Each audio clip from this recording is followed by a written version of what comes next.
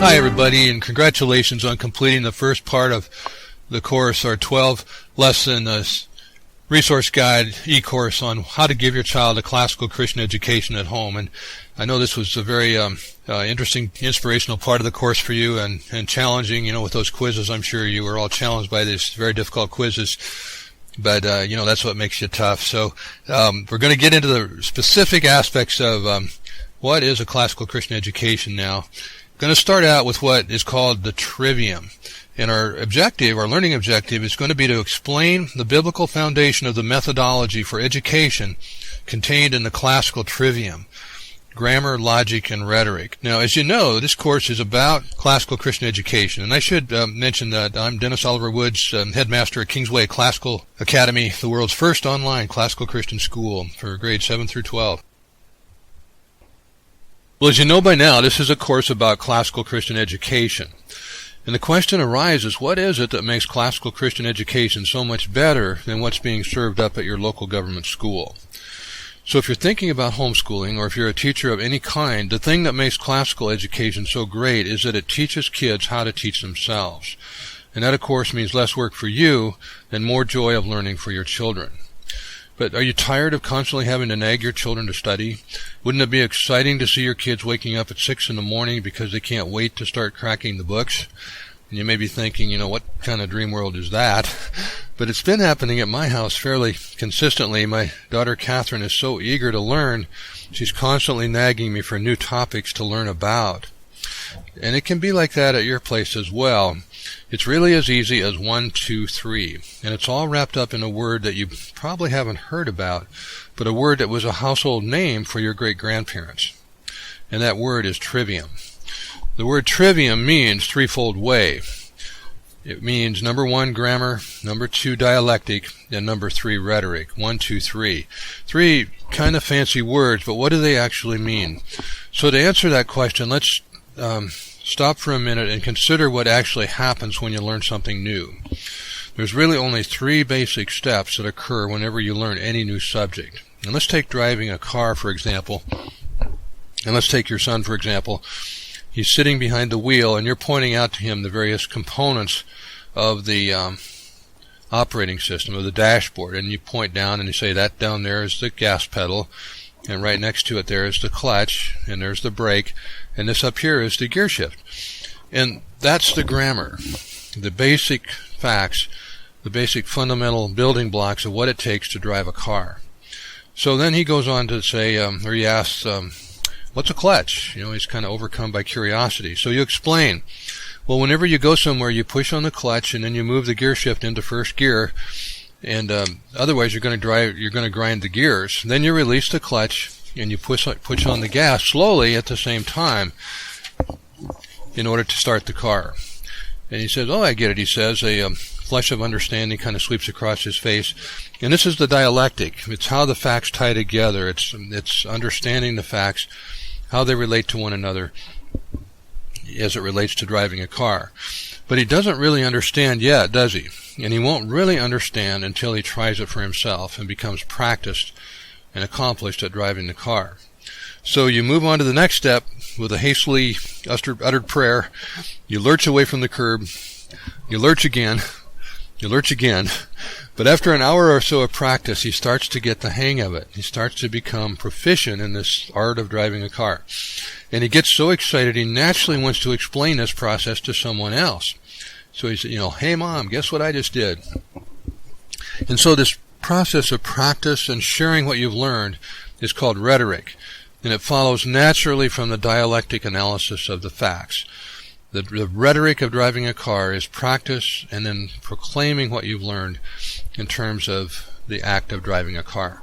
Now, on April Fool's Day of 2007, the Portland Oregonian newspaper reported results of an informal survey entitled, What Was Missing from Your Public School Education?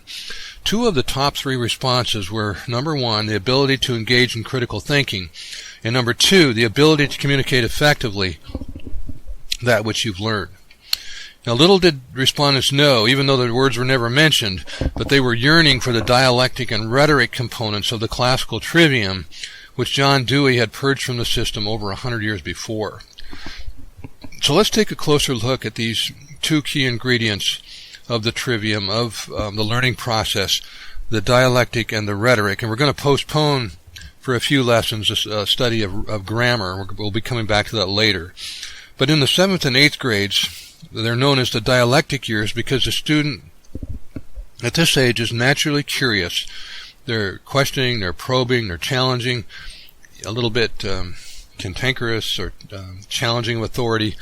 And so we seek to direct this natural scrappiness into productive channels by teaching them logic. And logic has two major divisions. One is formal logic and the other is informal logic.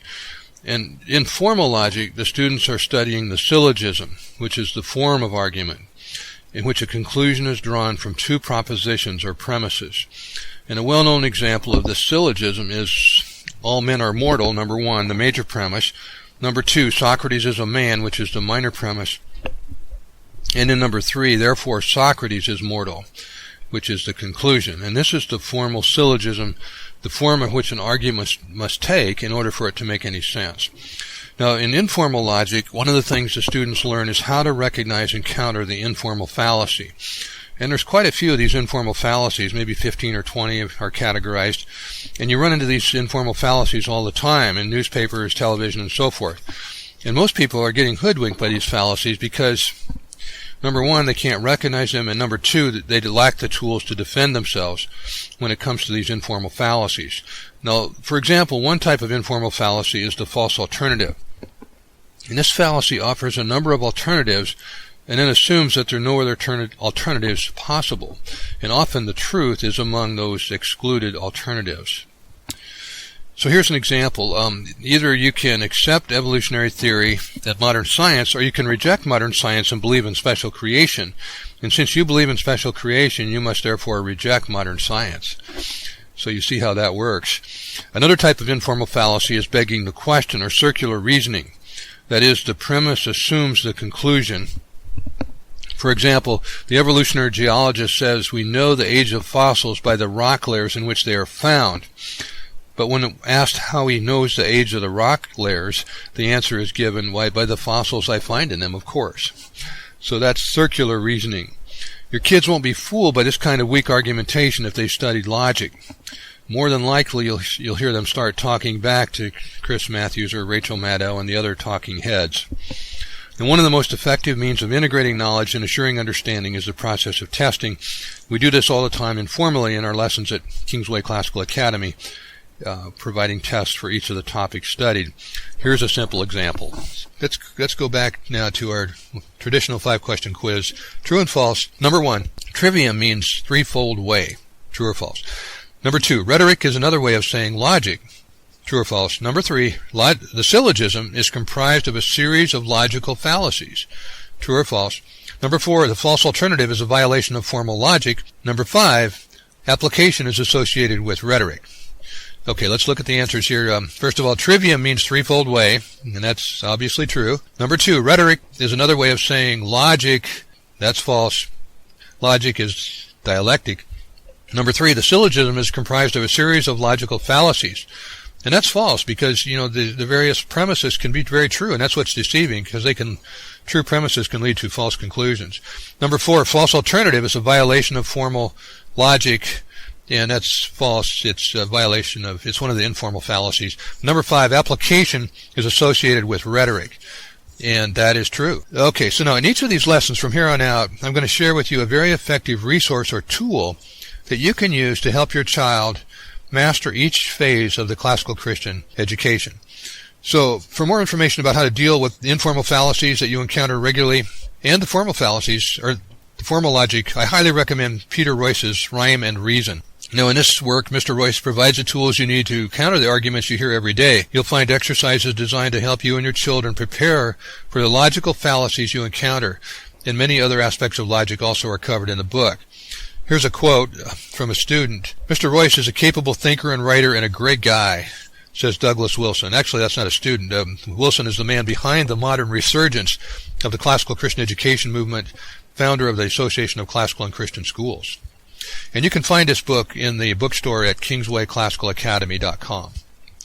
So that covers lesson number 5, the basic methodology of the classical Christian education, the classical and biblical trivium. And we're going to go on to looking at that in a little bit more depth next time. And we'll see you tomorrow, Lord willing.